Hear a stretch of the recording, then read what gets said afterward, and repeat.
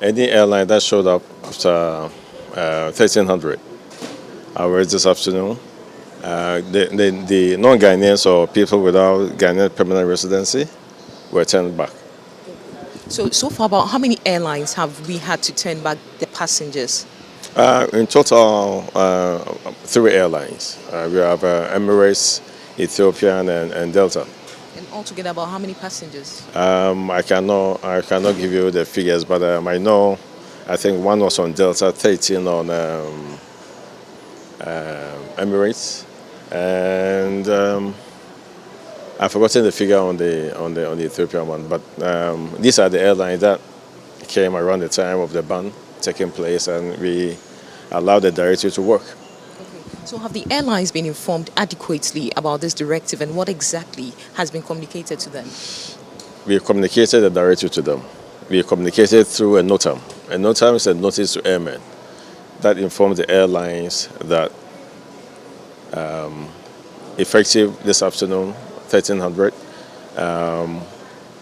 non-Ghanaians and people without permanent residency in Ghana from endemic places. And the endemic places are defined as places with, countries with more than 200 COVID-19 cases registered. So if you come from any country such as that, that person is not allowed into Ghana. Okay. But then there's a question here that these people who were coming on the flight, possibly there were also Ghanaians on that flight who were admitted into the country. Now, what kind of checks then are we implementing on these other Ghanaians who came in here because they sat in the plane with people from endemic areas? Well, before we apply the directive, we have procedures at the airport to screen people for the virus. And I believe last week we took even the president through the terminal building and we demonstrated the process, which is a world class process.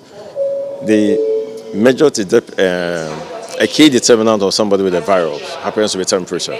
So we screen each and everyone who enters the nation, and if you find out that the temperature is above a certain normal, I think 37.8 or so, that person is quarantined or pulled aside for further discussions and so forth. So the same measures were applied to the Ghanaians who were allowed to come in. In addition, per the directive once again, we told people, we advised people to self-quarantine themselves for 14 days.